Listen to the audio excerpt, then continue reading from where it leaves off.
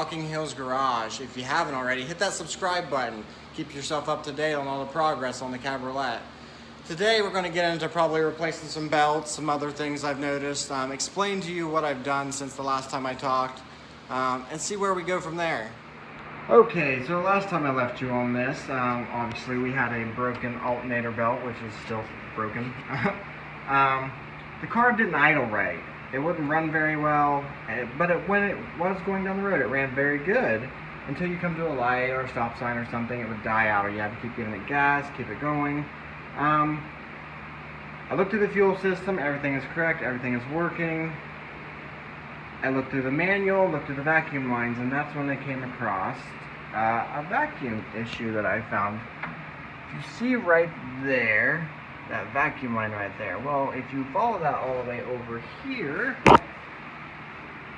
it's supposed to plug in right here on the side of the airbox. Well, it was not hooked up. It had a bolt in it blocking it off. I'm not sure why the previous owner decided that was a good idea.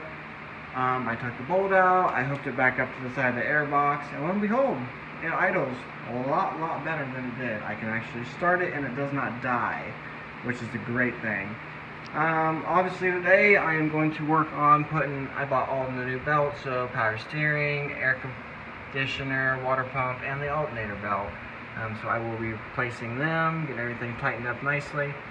And this right here, I'm actually not sure what that is yet, I gotta look in the book, but the previous owner decided it was a great idea to duct tape the wires. And obviously you see these wires showing it is stripped back and bare wires.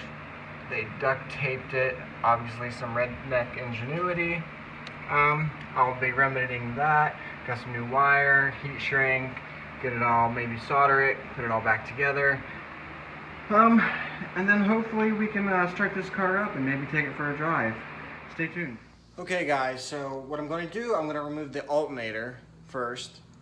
In order to get to the air conditioner compressor and the adjuster bolts, it has the same adjuster bolts as the alternator does. There's a little gear on it that moves it back and forth on this little arm.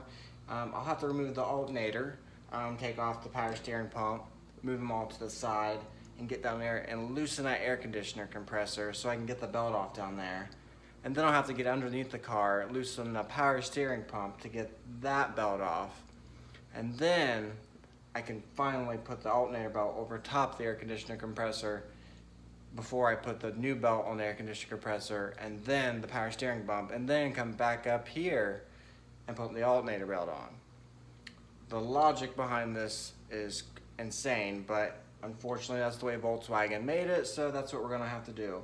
So whenever you're working with anything to deal with electrical, I am not going to unhook the wires off this. They are long enough. I can unbolt it and move it over to the side to get it out of my way. Whenever you're working with anything that has live power to it, always unhook your battery. Keeps you from burning up wires, fuses, relays, anything like that, and it's just a lot safer. So never unhook anything electrical without unhooking your battery first. Okay, we got our battery unhooked, ready to go. Invest in yourself some decent ratchet wrenches. I wouldn't say these are decent, Harbor Freight special, but these cut the time in half on a lot of things. I'm not endorsing Harbor Freight at all, but you get what you pay for, and they get the job done for what you actually pay for them. Invest in one of those. Also, invest in yourself a nice little electric impact, some little sockets on it, makes stuff a lot quicker. I also got a little magnetic tray here to keep all the bolts in so I don't lose any. I have a tendency to drop bolts and lose them, and then I run around trying to find bolts for everything. So save yourself some work and spend a little bit of extra money to get stuff that is going to make your jobs a lot easier.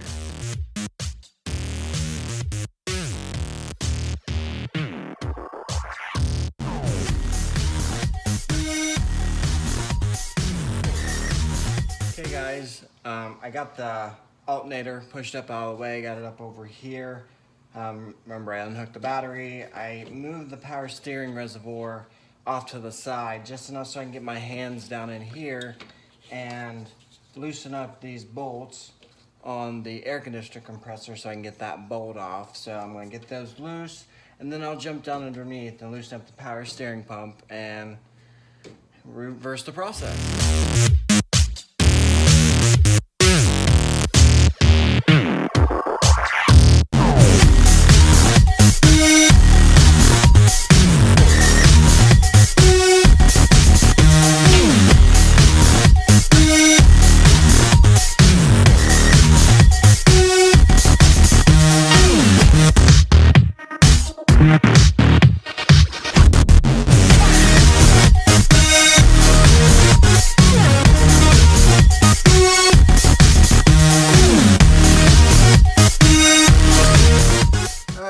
Finally, that was a job. Wow. So this is the old air conditioner belt. It's actually not in as bad condition as I anticipated it to be in. But I already got a new one, so I'm just going to go ahead and put it on. Match up the sizes. They both match. So we'll get that out of the way. The power steering belt. You can see it's pretty old looking. If you look in the middle of the ribs, I'm not sure if you can see it. It's cracking, it's dry rotted. It would too much pressure and it would snap. So we'll get the air conditioner compressor belt put back on, tighten the power steering pump back up, and then we'll get the alternator slap back on, and then we will hopefully be on our way to taking a drive today. Hey guys, sorry I didn't film anymore putting the alternator, not the alternator, but the power steering belt back on and the air conditioner compressor belt back on. It was a lot more tedious and time consuming. I didn't think you wanted to see me getting in and out from underneath the car and finding tools I needed and stuff. So I did get the brand new, I don't know if you can see here, the brand new power steering belt and the brand new air conditioner compressor belt on it. Sorry. All I got left to do on the air conditioner is tighten those adjuster bolts back up, tighten that belt up, and then I can put the power steering reservoir back on, and then the alternator and everything back on, tighten up that belt, and I should be good enough to go for that. I also want to take care of the wiring that I showed you up here earlier, try to get it taken care of, fixed up a little bit, a little safer. Well, let's get this going.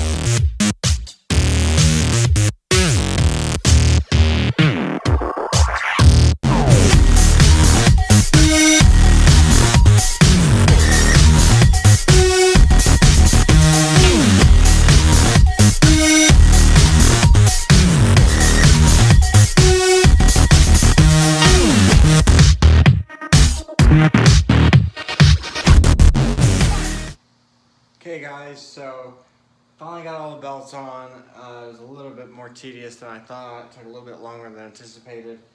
All three brand new belts on, adjusted, tightened up. I'm gonna go ahead and try to start it and let's see how it idles. Let's see what she does.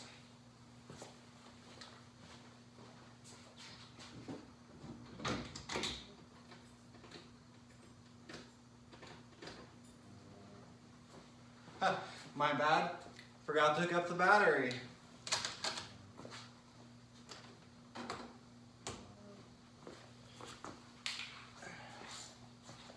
Tighten her up.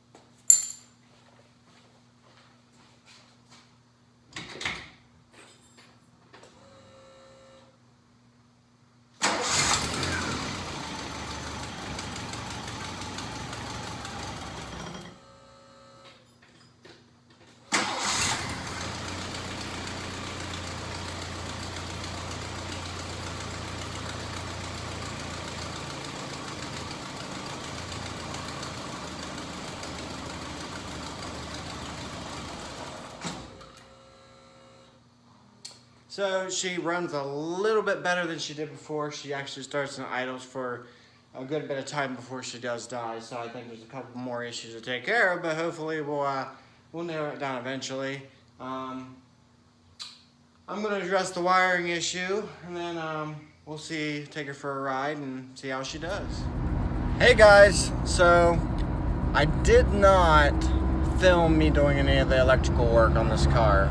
It wasn't a lot. I just replaced a couple wires that went into a plug. That being said, I fixed that thinking maybe that would be the issue. Unfortunately, it was not.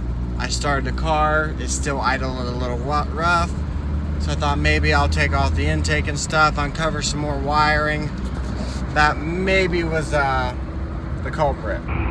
So in the process of taking off the intake boot, it goes from the mass airflow sensor air box all the way to the intake, I find that it is dry rotted and it has a massive hole in it. So it was sucking more air after the mass airflow sensor. Now, any of my car friends know that when a car sucks air after the mass airflow sensor, the car can't tell how much air it's getting. That being said, it won't run very good. Sometimes it'll cause the engine to rev really high. In my case, in this car, it was causing it to idle really rough and sometimes not idle at all. So temporarily, I took some duct tape, redneck ingenuity at its best, and I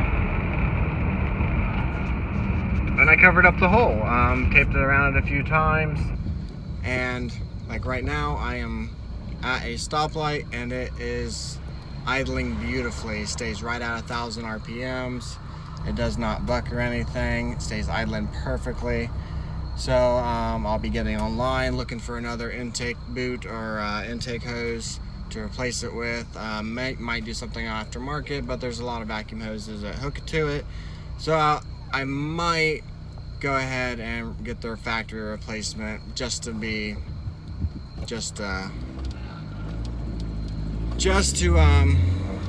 it easier on myself. The reason I love this car, it's not very big, obviously, people who know what it is. It's so agile, coming around corners, stuff like that. It, for a small little car, being a little 1.8 engine, it actually's got a fair bit of power for what it is. Being able to drop the top and just cruise through the hills, that is what I wanted.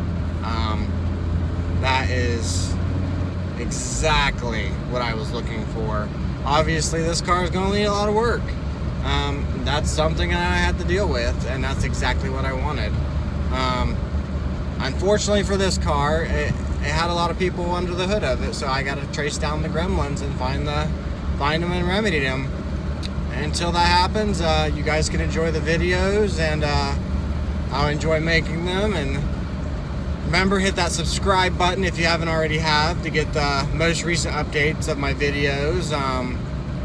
Hit the like button if you enjoy this video, and I will see you guys later.